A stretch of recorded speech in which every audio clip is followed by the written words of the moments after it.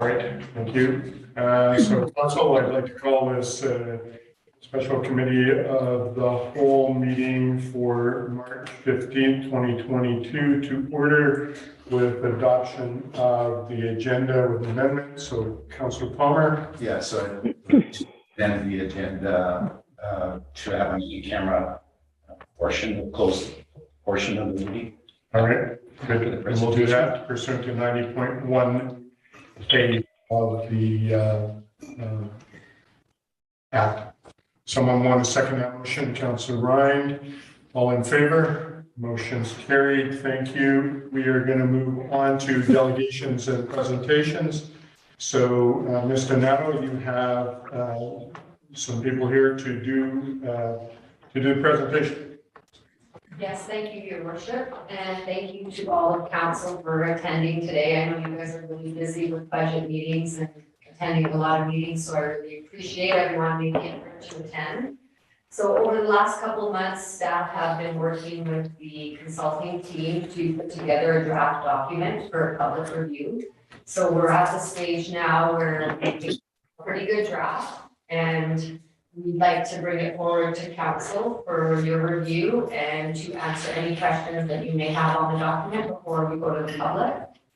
So I have with me today Catherine Berris and Gabi Haas, who are the consultants on the team. And Catherine will be, she has a short presentation to give you an overview of the document, and I will turn it over to her. Great. All right, Catherine, carry on. Thank you. Okay, Mayor and Council, thank you for giving us this opportunity. I'm sharing my screen. Do you see it? Yes. Yes. Okay, excellent. So we've had a lot of fun working on your plan, partly because Revelstoke is such a great place for it. Our presentation today is pretty high level, just so as not to, spend too much time talking. We previously presented the results of the community survey and the community engagement to you. So this is continuing on from that point. So we've taken everything we've heard, we've done a lot of analysis, we've compared certain things to kind of best practices in other communities, and we've come up with a first draft of the master plan, which you have. So what you have is a text version of all the content that we've gathered to date. The final version will look nothing like that. It'll have lots of graphics and photos and quotes and things integrated. So it'll hopefully be a very attractive and inspiring document, but it's important to get the content confirmed first. So that's what we'll be doing in the next while. So in addition to the draft report, we've given you a draft table that will become the implementation plan, and that's a list of all of the recommendations. In this presentation, we'll just hit the highlights. So we'll go over the vision and the goals. We'll talk about the key recommendations and show you a map of proposed parks and trails. We'll also address some input that we received but has not followed through to recommendations, and we'll talk about why. Mainly it's because it's out of scope of this plan, and then we'll talk about the next steps. So the main purpose of today is to get your input because our next step is to take this master plan back to the community, and so we would like to know if there's anything that you think needs any kind of adjustment or revision or refinement before we do that. So the vision came out, I think I won't read it, I'll hit the highlights, but it came out mainly from the workshop, because in the survey we asked a lot of the more quantitative information and we gathered a lot of data, but in the workshops we really worked with people to say, what is your vision? And so that's where we got the input for this. And really people talked a lot about, Revelstoke is incredible and has opportunities in terms of moving forward with this master plan. It's important to be inclusive, affordable, and resilient. We heard those words a lot. And we also heard a lot about promoting community connection and inspiring a healthy and active lifestyle. For the goals, built on obviously the same themes as the vision. So provide access for all. As part of our engagement, we talked to a lot of your community service organizations, and we were really impressed with a lot of the things the city is doing in this regard. And it's great that it's important to your community to continue and to improve the opportunities for access to recreation for all members of the community. Next one is to improve connectivity. This one really relates mostly to trails, because trails within parks and recreation are the connective fiber that enable people to move through the community ways other than in a vehicle, and to enjoy the environment as part of doing that. Protect and enhance the environment is another goal, because obviously you have incredible, beautiful natural areas within your park system, and it's really important for people to retain that. Provide adequate and well-designed facilities and amenities. So we want to make sure that you're living up to your reputation and providing the best you can for the community. Nurture a sense of community and belonging is really making people feel like it's a great community they live in, and that they know each other, and that this is a place to be proud of. And then reflect financial responsibilities. We need to make sure that you will be able to implement this plan. You may not be able to implement everything within 10 years, but we like to outline all of the community needs. And then if it takes a little bit longer than that, that's okay. But it's important to provide recommendations that you will be able to begin implementing for. So the key recommendations for parks, one is that you're actually doing quite well in terms of your amount of parkland in the community and accessibility to that parkland. It's important to the community that as you develop new areas, that they have similar supply of parkland. So we have lots of guidelines and recommendations for how to achieve this. And as part of coming up with this recommendation, we talked to your OCP team to make sure that there was consistency there and that we're all really going in the same direction. We've identified the site on, I believe you have talked about the site on Powerhouse Road as a park. And so establishing that as a park and then developing it is one of the recommendations. Actually, I have that on here twice. Sorry about that. One of them was, it was up there as a planning item, and then it was up there as a capital development item. And I think when I was revising this, I repeated it. That's why. Park master plans, we envision needing those for the Powerhouse Road site, obviously, because that's a brand new park.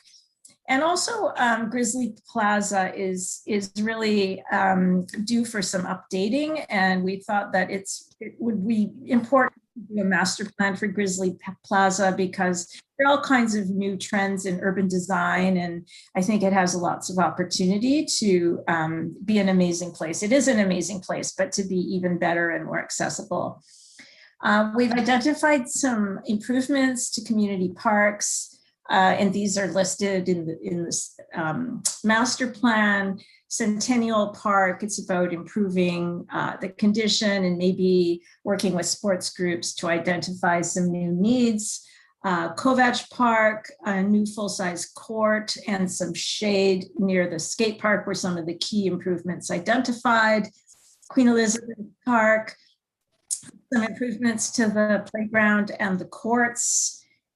Williamson Lake, there you already have a site plan prepared in 2017. So it's really doing more to implement that plan that's already in place. The other park upgrades we have are for Moose Park. That would be the big opportunity there was seen as a natural play area and maybe small bike track for children. Wooden Head Park, public washrooms and a shade structure. and Grizzly Plaza, renovating the gazebo and updating the pedestrian spaces. For trails and park amenities, these are the highlights of our recommendations. So acquire land with undesignated trails. So the trails we've mapped are the ones that came mostly, I think, from the trails strategy and the city's data, your GIS data on trails. You have many amazing trails, but only some of them are actually designated as established trails that are managed by someone. So it would be great to acquire some of the undesignated trails so that you have more security over your park system, your trail system.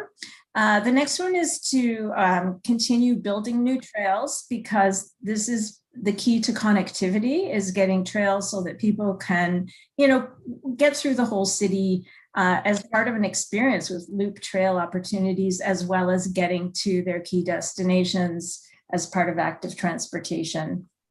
We've been collaborating with your transportation planning team as part of this, and or maybe when we get to the map for that. Add to and improve infrastructure and signage along the trails. This was something that public pointed out. They would like to see more things like benches and waste receptacles and wayfinding signage. There's also an opportunity for more. Upgrade park amenities. This is really part of asset management. Is park amenities have a limited life cycle, and it's important to continue to, as you upgrade them, there are great opportunities to improve them, especially things like playgrounds, where playgrounds have really been evolving over time, and these days there's much more focus on being creative, incorporating nature within play areas, often topographic features. So their playgrounds are becoming much more, I think, stimulating and fun and interesting than they had been in the past. So some additional key amenities that have been identified. One is more community gardens, more pickleball courts, more picnic areas, and more skate features. By that we mean, so you have an opportunity potentially to expand the existing skate park with some different elements for different levels of skaters, but there's also a trend towards putting small skate features in parks, potentially near playgrounds, where it's along a paved path. I know you don't have many paved paths. So as you're upgrading parks, if there are some, say, new playgrounds that have a paved path, there's an opportunity to integrate some skate features. Actually, I already talked about the playground upgrades. And then new amenities that have been identified. One is a fenced dog park. You have extensive dog off-leash areas, but there are people who really feel more comfortable in an enclosed, more formal dog park. Beach volleyball courts have been identified. There are not necessarily large numbers of people who have asked for this so far. However, they're a very inexpensive feature to provide. And in communities, especially communities like Revelstoke, you have a demographic that typically is drawn to this activity, and they can be really incredible social hubs and just offer a great additional experience for. Another is a disc golf course. You have a very engaged disc golf community, and it would be great to have a permanent 18-hole disc golf course to satisfy that need. And then you had many people, they were very involved in the survey, the people hoping for a pump track / bike park facility. Those come in all different forms, but that also is another kind of amenity that's very compatible with the kind of community you are, especially with all the mountain biking happening. It's great to have a facility like this where people can get kids involved and have people practicing skills and that type of thing. So the next slide is for Gabi. You're muted. I got it. Hi, good afternoon. Yes, I'm going to talk about the facility recommendations. These are just a few and kind of summarized. So I'll quickly talk about the aquatic center. It's a great facility. It's well used. It doesn't need a lot of renovations. The main area to be looked at is the office and aquatic staff area, the locker room. So there, a design needs to be drawn up as to how that might be improved. And then upgrades should be done to the sauna, to that locker and staff room. Also, the climbing feature is going to need replacing pretty soon. And then just have a look at the aquatic, all the equipment that's in there. The next one is, the other thing is there's no, sorry, back to the aquatic center. There's no staff lunchroom per se. There's kind of an open area. So the staff feel that they have no place that they can kind of get away where they might have some privacy and be able to, eat lunch, have discussions, that kind of thing. So this next one is the big recommendation in terms of facility. And I'm recommending that you start planning for a new multi-sport facility that would include an arena, a fitness center, a climbing wall, and a curling rink.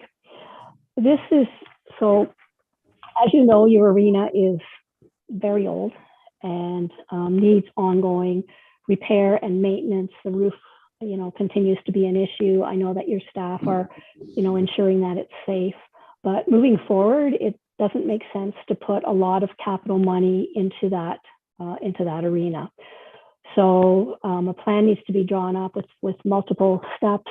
The first most important piece of that is to identify and secure a site for a new facility. I'm recommending that you do a fitness center with it, as the current fitness center, as you know, is a converted meeting room. Fitness is an area that there continues to be a demand for it. It's an area where you can actually be revenue positive versus the pool that is never revenue positive. Climbing walls, climbing is, as you all know, I'm sure, is a major activity. It's become very, very popular, and particularly an area like yours, where a lot of people do outdoor climbing, indoor climbing they can do throughout the year.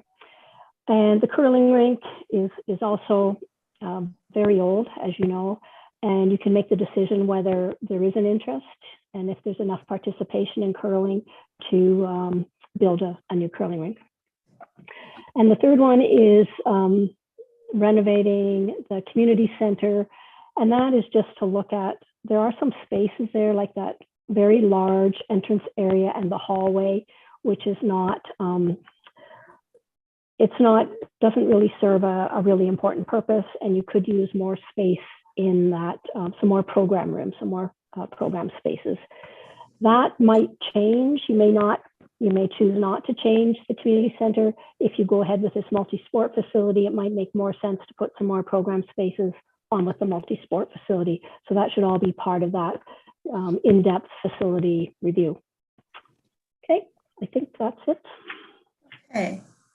I'm just give you 1 second here, because there we go. The map was supposed to come up when I was presenting before, and somehow it disappeared momentarily. So as part of carrying on from the Parks and Trails discussion, this is a map of proposed parks.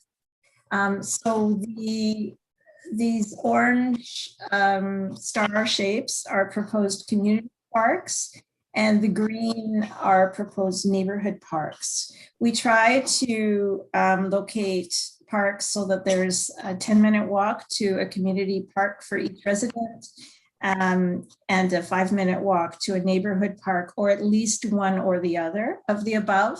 And so these are neighborhoods where we've put these symbols. They're either neighborhoods that are lacking in current park space, or neighborhoods where there's new development happening and the additional population warrants a park. In terms of the trails, we've used this sort of darker orange thick line to identify the top priority trails. You have many, many trails, which are all these little brown dashed, simple dashed lines, but these are the priority trails for development in the next, let's just say, the life cycle of this plan, which is more or less 10 years. So I have these maps. We can talk about them more and pull them up again, but this is the first overview of that. Okay, so moving on to input that we received and considered, but it's not recommended in the master plan, and I'll explain why. So Berris Park, there were some requests for a washroom, and we aren't putting it there. We aren't including that because this is a neighborhood park, and typically washrooms are not provided in neighborhood parks. A lot of comments about trails that flood and that need to be rebuilt, or the city should respond when a trail is flooded.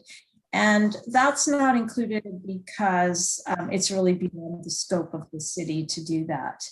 The Greenbelt extension along the Columbia River, I know has been talked about previously, significant ownership issues, topography challenges, very, very high cost, so that one's not included.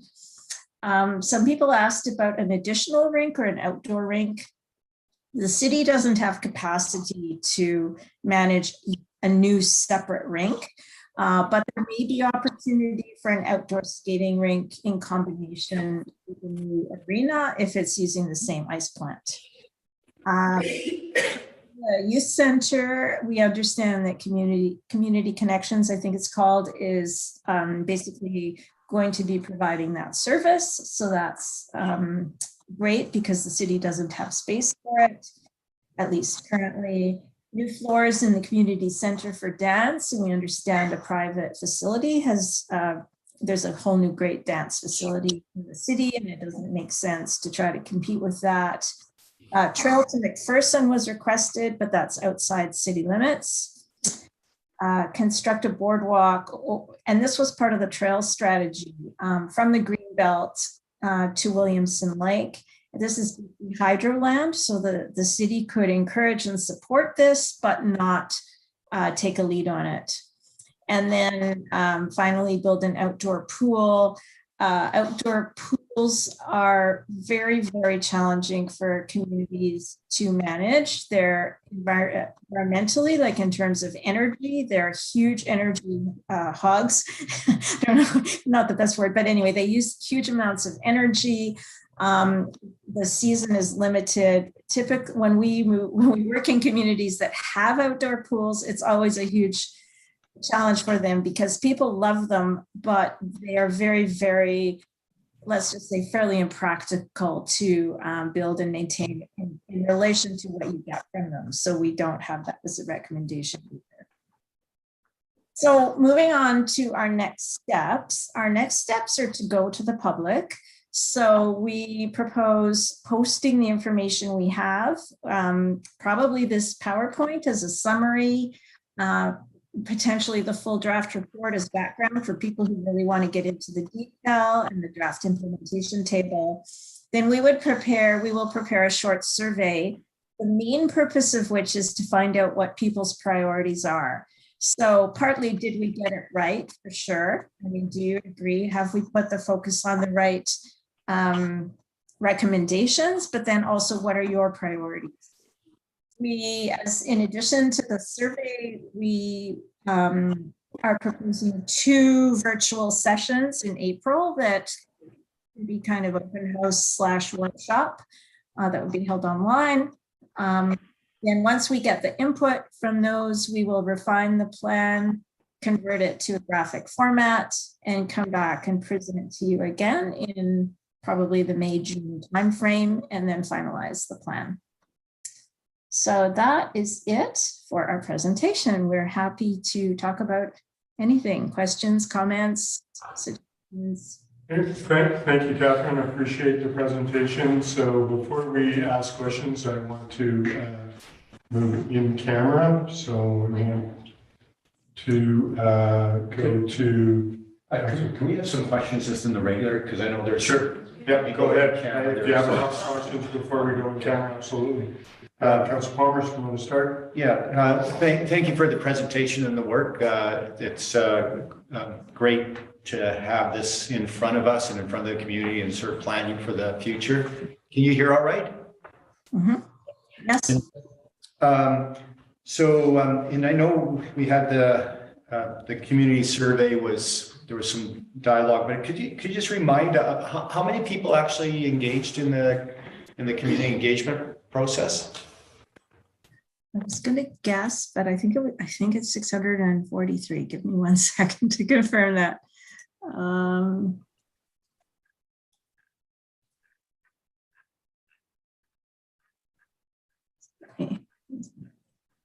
Anyway, that was just sort of order of magnitude. That's all I was kind of Yeah. It was over 600, which for us is fantastic input. That's very, very high for this type of project.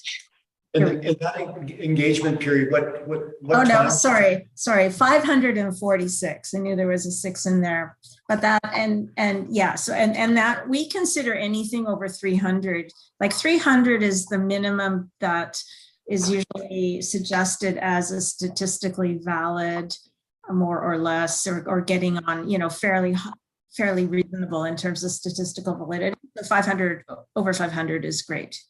Sorry. And you had that follow-up question? Yeah, and then when was that engagement period approximately? It was from June 24th to July 15th. Of last year? Yeah, 2021. Right, good. Councilor Ryan, you have a question? Yeah, like I'm pretty sure I remember there being some discussion, but I don't remember the reason behind Powerhouse Road. That park or area can't be developed into housing, right? Because it's too low, or am I making that up? Or is it just because the access is bad? Ms. Berris, any comment on that Powerhouse Road Park area? I don't have that information. Lori, you? Mr. Nana? Through your worship, the property is currently zoned light industrial, and I believe it sits in the floodplain. Right, so does that mean that you can't, or it's more difficult to develop there? I'm not sure what the development requirements would be there. Yeah, okay, It's usually very hard to get insurance in a floodplain. gotcha. Councilor Brooks. Just further to that, I couldn't, on my, I had trouble looking at the map.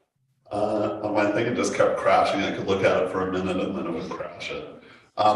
So that recommended park, is that the land that the city owns, or I seem to remember we were leasing property from the province? Mr. Nana, any comment on Powerhouse Road?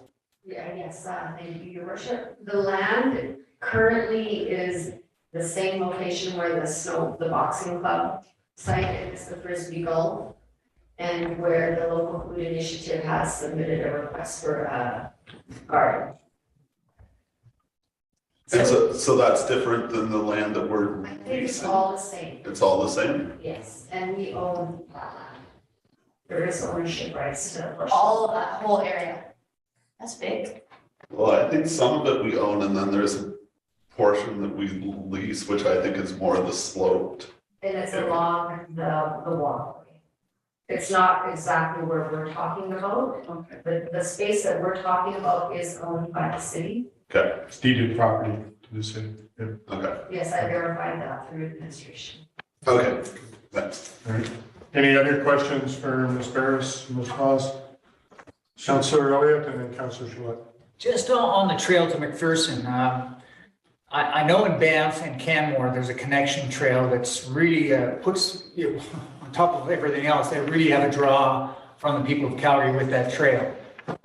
People come bike ride. We're trying to build a reputation as a biking center, or we have a reputation as a biking center, but the downside is that we get in our car and drive to McPherson to get on the bike. So it seems odd that we can't find a way to build a trail from the community to the recreational area. And I know there's a lot of federal funding and provincial funding available for trail building and that sort of thing. But I don't see it as one of your recommendations. Ms. Berris?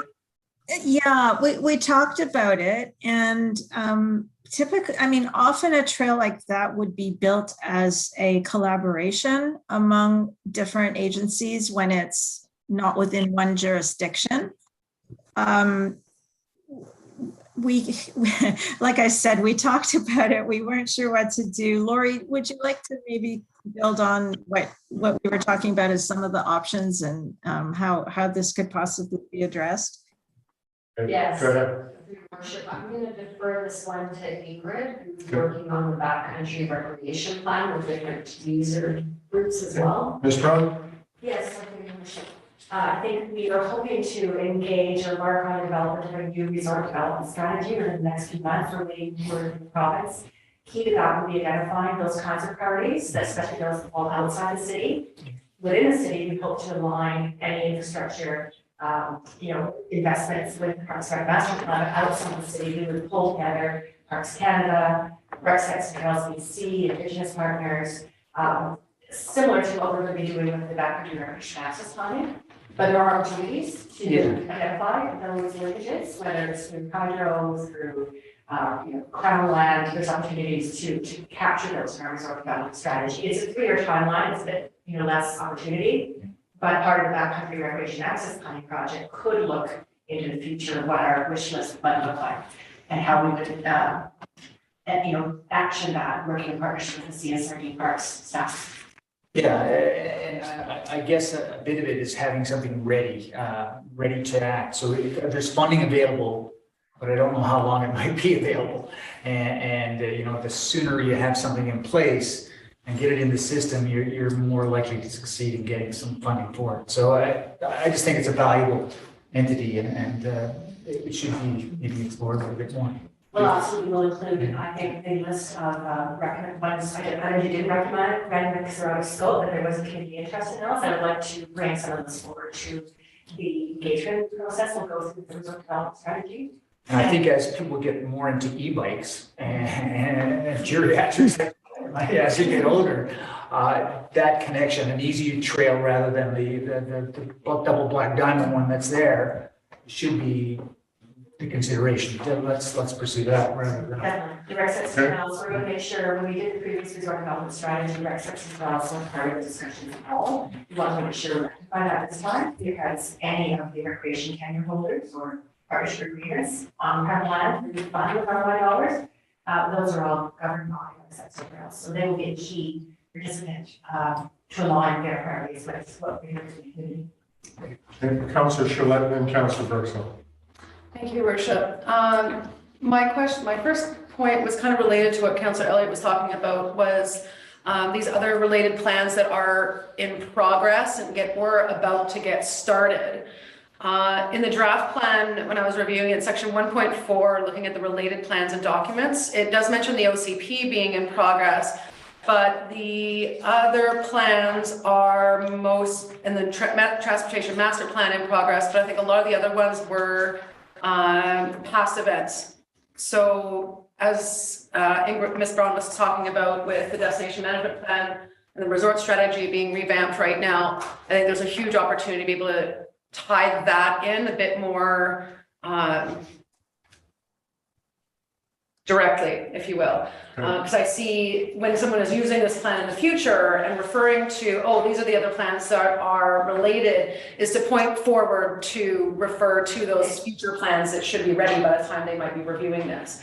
The backcountry recreation access plan being another big one that I think is really important to see referred to, and just being able to document these thoughts to pass forward, that when it is outside of our scope and our jurisdiction, but we have captured some really good insights, is to make sure that all that information is made available for those other plans to leverage. Speaking of which, my other question was, we're about to embark on the Grizzly Plaza revitalization through a grant funding opportunity that we do already have. That first meeting is happening next week, if I remember correctly. I think it's on the 23rd. It's just been scheduled. So I recognize that this plan started quite a bit earlier, but Grizzly Plaza is mentioned as one to do at some point in the future. So if there are any insights or guidance or things that we should be using for that Grizzly Plaza steering, that grant steering process, because we have a decent amount of cash available to do some accessibility work and revite work, but we've also brought together a really good community group to discuss what the different programming needs for that space are. And I just want to make sure that we're really exhausting all the questions that we should be looking at. Okay, so this is a good point, and at this point, I would suggest that you communicate directly with Ms. Donato, and you have already started that process, but she'll be able to talk to you about the finer points of how, what's been put in place or what hasn't, and how you move forward with that group. Okay. I think that's the best thing. Any comments on that, Ms. Berris? That's all. Those are all great suggestions. And we understand that things keep moving in the city and sometimes we're not, right up to date with all of it. So yes, we can absolutely incorporate those ideas. Councilor Sulz. Just to go back to Councillor Elliott's point about the connecting the trail to McPherson, basically what you're talking about, the only way I see it, or the most obvious way, is to rebuild a bridge over the Tum Tum Creek from Begbie Road. Like there used to be a bridge there. Begbie Road used to connect from the city to the CSRD. But as Ms. Braun said, it will be a collaboration. BC Hydro owns the land on either side. It's connecting the city to the CSRD. To me, it seems like something for the resort development for tourism dollars. It's not, the city will be involved, but I don't think that that's really where we should be focusing on for our parks master plan. Oh, I think that, it doesn't have to be, put it right along the side of the highway if you want. I mean, it doesn't have to be too elaborate. I mean, there's a tantrum, or I think it's tantrum now, a bike ride you could jump on just past Terra Firma's, and you can bike there. It's challenging. It's a black diamond run, and just let's redesign it and make it easy grade. It's uphill both ways. There's lots of options, and it doesn't have. I mean, the Trans Canada Highway, right along, or what is it, Highway 23, you can extend it out, or it doesn't have to be complicated. Pending input from Breakfast Trails, it's quite a vigorous process for improving trail development, especially new trail development, as we saw in Pershing. So we said there's a lot to go through, and they need to have a partnership in place with the group who will actually do the work and maintain it. And so with sledders, bikers, whatever is willing to take that on. And so it's it would be very much a collaborative process. The drives the bus on it. Yeah. I think just that we overcomplicate things some ways, and it gets buried. And it's just, my gosh, it can't be this difficult to do things. Any other questions? Seeing none, Councilor. Yeah, I have a few other questions, and there's sort of, some of them are just kind of general, and it's going to be a little bit random here, but the park, like we use park fairly, that term, I think it has connotations to anybody that uses the term park, but from a city perspective, it might have different things. So we have park places that are zoned park. You've broken down in the report different types of parks, the natural parks, the community parks, the neighborhood parks. Another question, but a question related to that is the idea of dedicated park. And this may not be the right venue but I guess some of the concern with on park that is not fully dedicated, it's just a rezoning away from being taken away. So for example, our golf course, and I might have some more questions about the golf course later, but the golf course, there's been questions about selling that and allowing development and that kind of thing. So there's not necessarily a strong protection. So I don't know if there's anything you could sort of talk about dedicated park where there's stronger protection for lands that are intended to be park forever kind of thing. Actually, that has not come up previously as a question, but it is something that we do sometimes address in a master plan if it's an issue. So for example, in some communities, parks aren't all zoned parks, and I don't think we've done that assessment here to see what the zoning is of your parkland. So that is something that if there is a concern about protection, we are able to look more deeply into, some of the designations, zoning or otherwise. Is it mainly zoning we're talking about as an issue? I think that's good. It might be a dialogue for the closed portion as well when we start talking about the land aspects. So that's good. I just wanted to ask that question. I think you basically have answered it. It hasn't been analyzed in that sense. The next question I have is, you identify in the report about green space. We have, I think it was 44 hectares or acres of park. And then you talk about, I think it was hectares. And then green space, you talk about 100. So what is that other land that isn't park, that's green space? In the context of that question is one of the concerns that I'm hearing from the community as we grow and there's more development, there's unofficial areas. This might be a separate question, but areas that were used, the unofficial trails, but there was private property and now it's been lost to development. So maybe it's really two questions. What is that other 50 plus hectares of green that's not park today? And then that secondary question about loss of green space that's privately held. Ms. Berris, any comment on the first question regarding? Yeah, the first question is easy to answer.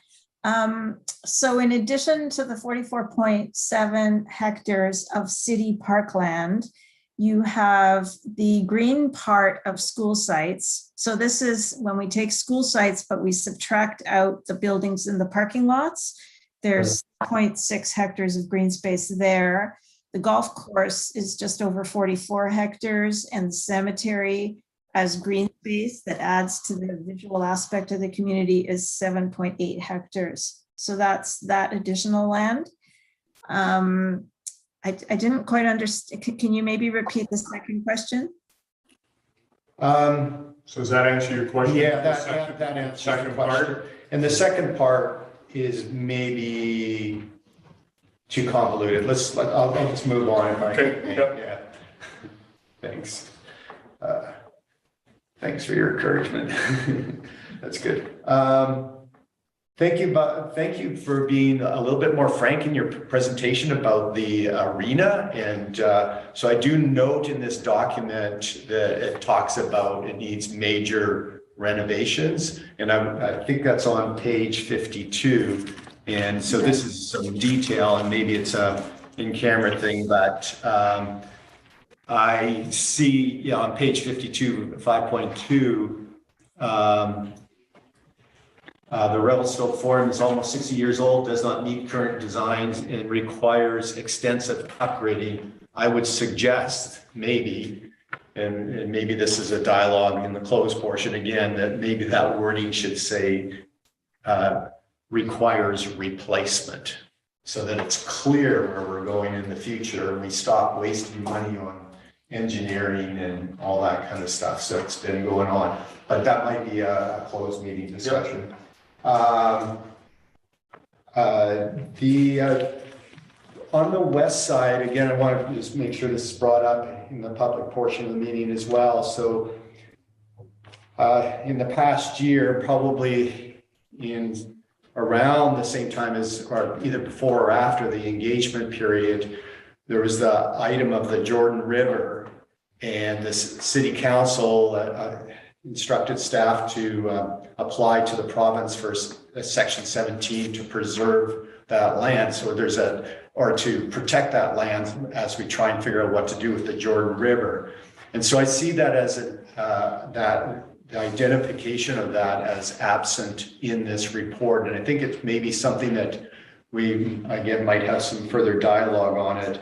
But that part of, when you look at your mapping, that's the one area that there's an absence of a park that's identified and trails, and there's other trails in that area. So that's kind of just a general comment. I don't know if you have anything of looking at it, but it seems to be absent in this report addressing that. And it may not have come up in the public consultation process in this context, but it is of significant public interest. Ms. Berris? Yeah, thank you, Mayor. So it's covered in the sense that it is an environmentally sensitive area, and we talk about environmentally sensitive areas, and we also talk about trails that are undesignated, and you know what the city can do in relation to those. We typically don't mention specific areas unless they've been, you know, flagged or identified by the public. This wasn't identified by the public. You're correct about that. I understand the city is involved, you know, in working on that specific location. And I guess it's just a question of if there is particular information or direction that the city wants to give us in relation to that, or if this is really more of an OCP issue or covered by other policy. We typically don't want to mention something that's kind of a time thing, like if it's a hot button right now because of things happening there, but then like in 5 years, it won't matter anymore, or it will be resolved over the course of time. So I think I'll turn it over to Lori to add anything to that, but that's sort of our perspective. That's good. Thanks, Ms. Berris.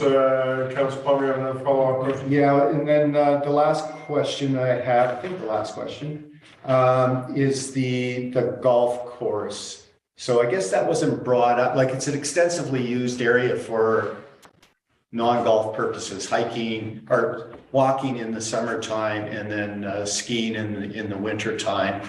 And maybe I missed it. Is there any sort of dialogue around other uses of the complementary uses to the golf course? Good, Ms. Berris. I believe we've mentioned walking and skiing on the golf course. You're correct. We have not addressed any other potential uses for that area. Again, it didn't come up, and I'm not really aware of what we might consider there, but happy to consider things if there's something we need to know about that. No follow-up? Yeah. Yeah, Councilor look, Shaw? it kind of ties into that. There's a couple of things I was going to dig into, but this one was one of them. In the, what was this part here? The goals and objectives part of the draft plan. One of them was nurture a sense of community and belonging, providing opportunities for safe social engagement through design, which I love, but also collaborate with community partners on mutually beneficial projects. And so it seems to me when we talk about working with community partners, so like the golf club and like, anyways, other example, the various different groups, the CSRD outside, the Cycling Association, the Alpine Club, there's a lot of different community partners that would love to collaborate on some of these initiatives. And it seems to me that often it's a struggle to understand, how do I work with the city to get something done? And this seems like an opportunity to really explain how that works. Correct. So making sure that it's very clear, A, what are our priorities? B, what about those priorities are important that we see as something that the citizens desire from the surveys and the work that you guys have been doing? And here's where we think that partners can come to the table to work with us. And here's what we are prepared to provide. So what resources does the city have for that collaboration, so that those partners can understand, oh, well, the city can bring this to the table, I can bring the rest. And having that as simply laid out as possible to make it easier for these groups to be able to work with us on these initiatives. Good, makes sense. Appreciate that. Any comments, Mr. Nuttall, on that? No, your worship, that's a great comment, for sure. Thank you. Councilor Paul. Okay, and I'm pretty sure this is my last one. You talked about, and this was from the public engagement, about extending the green belt, and I think you were clear and accurate on why that's not in the scope of this. However, within connectivity of trails going through, this is where the master transportation and alternate transportation modes is a crucial component. So it's that sort of gray area in there. So when I look at, so there's the green belt, and then there's gaps in different places how people move through the city in safe areas, and I see them basically every day. And so it's probably more on the engineering side, and so for like the green belt, yeah, maybe it's not practical or it's too expensive or whatever to have a trail right along the Columbia River the entire distance, but creating that connectivity and for safer multi-purpose paths through there. I guess the question is just any comments on that component, because it feels to me maybe a little bit absent on that stronger, even if there's statements on the connectivity, and that might even apply to the the CSR, like going into the regional district to Mountain McPherson that Rob's talking about, a statement about on these other connectivities, but I was more interested within the city. Comment on that, Ms. Berris, before I go to Councilor Charlotte. Is it okay to comment on that? Yes, please. Okay, Your Worship, what we've been waiting for is we recognize the transportation plan is happening concurrently, and at times we're ahead of them, and sometimes they're ahead of us. But we've been waiting to get their map of non-vehicular routes. So the way we've divided it up is that the Parks and Recreation Master Plan is addressing trails that are off roads, and the transportation plan is addressing trails and sidewalks that are along road corridors. And so as soon as they have that map layer complete as a draft, we're proposing to integrate it into our map layer, which will enable us to see much more clearly where the gaps are. Because right now we're aware that some of the trails end at a sidewalk or something like that. And until we have that layer, we can't really see where the gaps are. So that's where we're hoping to go to help address that comment. Great, thank you for that. Councilor Charlotte. Thank you, Worship. This kind of ties into my other question. Talking about that connectivity and that bridge between the trails to the roads to our sidewalks, and the way a human moves through the city, and the experience of moving through the city through these different modalities. One of the letters that came to council recently was asking the city to consider an urban tree bylaw or a policy of some kind that talks about urban trees. And we talk in the draft Parks Master Plan about protecting the environment and protecting the trees within parks. But could we, and this might be an idea for that connectivity between the Parks Master Plan and the Transportation Master Plan and planning, is that maybe that urban tree policy conversation belongs within the scope of this conversation, that then helps create that tree canopy throughout the city between parks and sidewalks and roads and private and public lands, to create that urban forest in that space that's a bit more natural. But it has that consistent look, because like when I read about the details about how city staff are working with I want to say CSIS, but I can't be right. The Invasive Species Organization, though. Right? It seems so wrong. But anyways, like we're working with all these great collaborators. So to be able to tie that all together, no matter which department it lives in, because it fits under this urban tree policy that speaks to the parks and the connectivity, but then also to climate change and climate adaptation, to me, that might help with that connectivity piece. Yeah, makes sense. Yeah, that might work. So any comments, Ms. Donato, on that? Or thought process? Yeah. Yeah, great comments, Good. taking notes. Councilor Ryan, you have a question? Yeah, so one of the objectives was to acquire land with undesignated trails, and is most of that like BC Hydro or like, or is it mostly private? And if it's private, then how does the city, or how do cities usually go about acquiring that land without getting totally screwed over? Ms. Berris, any comment? Because like, if it's a master plan, then some person would be like, haha, like they really need this one piece of the puzzle. So like, how does that Right. happen? And so I think your question is specifically with request to private lands. Is that correct?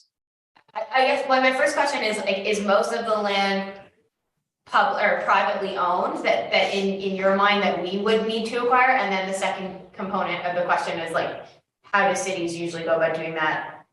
Okay, so I think that in general, the land that's down low in the floodplain is the BC Hydro, and the land that is higher up is private, more or less. Obviously, it's not like that for every single trail. How do cities go about it? Well, if the land is not going to be developed in the near future, sometimes cities will do things like a landowner agreement that where the landowner is willing to provide access, and they get some kind of assurance that risk has to be dealt with. They have to be not liable for risk if they're going to have a landowner, an access agreement with the city. So that's one potential strategy for land not going to be developed. Unless there's, it's unlikely a person is going to sell a corridor for a trail through their lot. Okay, so that would be an alternative to that. If the land is going to be developed, then it becomes part of working with your planning teams who are dealing with developer proposals to work out how to deal with maybe an existing trail through a property. Can the trail be maintained as part of the development, or maybe the trail is rerouted around the outside of the development? But that's all part of that negotiation to try to, and that's why we have language around trying to retain existing trail routes, whether they're in exactly the same place or a relocation. Great, thank you. Follow up with that, Councilor? Yeah, like the landowner agreement, that's not a paid thing. That's just like, we're gonna assume the liability and you're gonna let us go through your land kind of thing? Yeah, that type of thing. Okay, and then you're saying it's not common for people to just purchase like a small portion of the front of their house or whatever to go through? It depends on where it is. If it's, so for example, along, let's say a linear corridor, so let's just even say a river, front, a waterfront area, sometimes cities will identify a potential trail corridor and they will try to acquire access to that land. Sometimes in those cases, it can be actually purchasing a corridor. But if it's I was thinking of an upland area where the trail goes through the middle of a large lot. In that case, it's unlikely someone would sell the land. Okay, so then it's kind of up to planning to have these master plans and understand the broader goals of connectivity and then work them into each development. Yes, yes. Okay.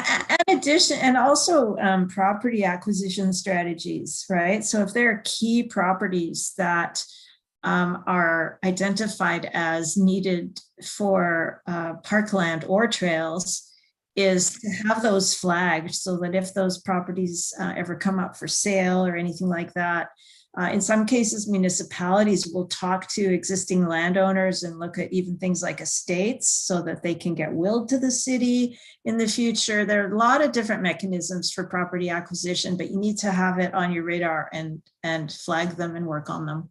Okay, yeah, I guess that's my last question is just like that piece of it, the sort of like 50-year version of this. Like who should be leading that charge? It depends on who you have in your municipality who deals with these types of things. Some people have someone who is dealing with properties. I don't know if you have anyone like that or not. But we can put some language around property acquisition into the implementation part of our plan to help flag that. Yeah, I think that would be good, because I think if it's not part of this now, it becomes hard to, yeah, I don't know. It's always gonna be very expensive later, but if we have the vision now and it's written into the policy, then maybe that will make it easier for staff too. Okay, just something to consider. So just hang on just a second, Councillor. The comment you have relates exactly to this before I go to Councillor Charlotte. Yes, exactly. Okay, so I'm are just you wondering, okay with them going ahead? Yeah. I'm just wondering whether you should be building a long-term plan based on private ownership in the way. Should you even consider it if someone owns the land, if they've been blatantly negated any approach on, or any movement on being fair about the transaction? Ms. Berris, any comment? Sorry, I didn't quite hear. Well, in our case, we have a property owner who's not interested in selling, or I don't know if I can bring that up, but anyway, it's just it's a blockade on a trail network that we've, a long-term trail. And unless that transaction happens, our trail plan doesn't make sense. So do we plan for the future? I'm just curious. The trail. If I may, just a point of order, sorry, Mayor Sulz. So I just think about this, what More in camp. More in city- camp. Yeah, okay. Okay, good. Appreciate that. We'll ask that question again in a moment. Okay? All right, Councillor Charlotte. Just one last question here for the public portion, I suppose, but in some of the neighborhoods, I'm thinking especially up in Columbia Height or Columbia Park, Upper Columbia Park there's a few trails that connect different road, like especially the little cul-de-sacs to the Dadeland Road that go between properties that are fenced in. Like we've got a few down in South Side as well, I think. Mm-hmm. How did those come into being? Smart planning. Yeah, So was that actually put in, like as the lots were mapped out, they mapped out? as a subdivision were being built. Okay, good to know. Good. So it's nice to see an example of what could happen when it is planned properly, to have that put in place, so hopefully we can continue. And it to do works, right? It works. I mean, sometimes it's a lot of work to keep it maintained in the winter, but Yeah. it works, right? Well, and it matters, like being able to walk, because I walk everywhere when I'm going around, being able to connect from a cul-de-sac in the pedestrian areas, the more residential areas, rather than having to go up to the main road as a car would, it makes such a difference to make it more human design. Well, absolutely. I mean, and then you're not walking, an extra 4 miles or whatever. Especially in winter. Yeah, that's good. All right, Councillor, you have a question? Yes, just on the West Side Road, who owns the land past the bridge to the gravel pit that was proposed? Is that city, under the city mandate, or is So most it? of that's private. Is it private land, or is it? Some of it's crown, some of it's private. I thought wasn't that the area that we had reserved for industrial or tech park and that sort of So stuff? that's way up, but That's further out, okay. Well, it pertaining to the Jordan River, there's a trail at the Jordan River that's been quite contentious. But on the other side, through that area between, just after the bridge, right to the gravel pit and to the dump, there's a great trail right along the river. I was wondering if that made sense for a dog park or a fitness trail or a commando exercise loop combined, because there is a bouldering regional park just prior to the bridge.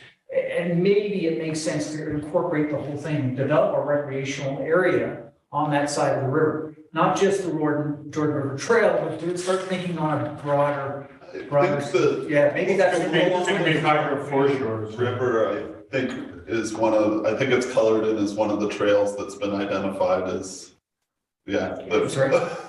So, Ms. Donato, any comment, or Ms. Berris? Ms. Donato? Through your worship, I think the trail that you are speaking of has been identified Oh, as a okay. proposed trail, Yeah, but not a park space okay. of that nature. I think Ms. Braun has more to add about that. Let's see, Worship, I think, again, it would be rec sites and trails that we're waiting on that. The trail in particular alongside the Columbia River is a riparian zone. If there is a corridor along the river that is protected, and it would be very difficult to do anything formal in that zone. We've got a lot of collaboration with BC Hydro and rec sites and trails. Having said that, it is already identified as one of that's used. There's proposals brought forward to rec sites and trails to formalize that, and they've turned that down at this point. But there are other options that we're hoping to investigate with the backcountry recreation access planning, where there's connectivity between existing trails and trail systems or tenure holders outside the city boundary. The trail that I've been on there is up above the water, like it's up on the bench. So it didn't seem like it was within the riparian zone, but I could be, maybe it's got a branch down to it. Yeah, I gotta dig to it. Yeah. Councilor Charlotte, and then Councilor Bristol. Yeah, it got me thinking too. I don't know if trying to remember if I saw wording in there that talks about wildlife at all in the parks master plan. Just because we do deal, especially when we're looking at the bear aware and being a bear smart community, is having an idea of how our parks are used by wildlife as well as the humans, and how animals are potentially moving through our community. I know one of the spots we talked about earlier this month or last month was in Farwell, along the steep embankment there below the courthouse, and how that is a common area for wildlife to move through. And I'm wondering if there's any space in this parks master plan to look at wildlife movement through our community. Yeah. Any comments, Ms. Berris? We talk about environmentally sensitive areas and the fact that there are wildlife in those areas, but you're right, we don't get super specific about wildlife use of parks.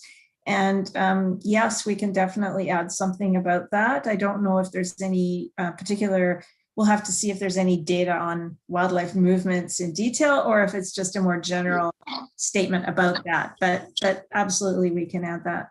Yeah, and this is something where I see a potential for collaboration with a partner, that it might be beyond the scope of the city's master plan, but if we express that we would like to know more about the wildlife movement in our parks, I believe there are organizations in our community that would happily partner to provide that information for us for future endeavors to build up on this in the future. Right. Yeah.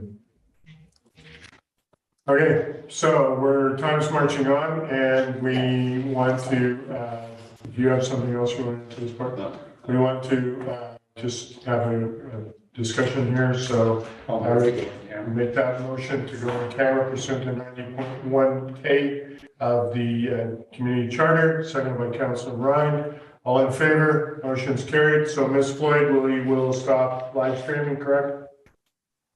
That's correct. I've stopped now.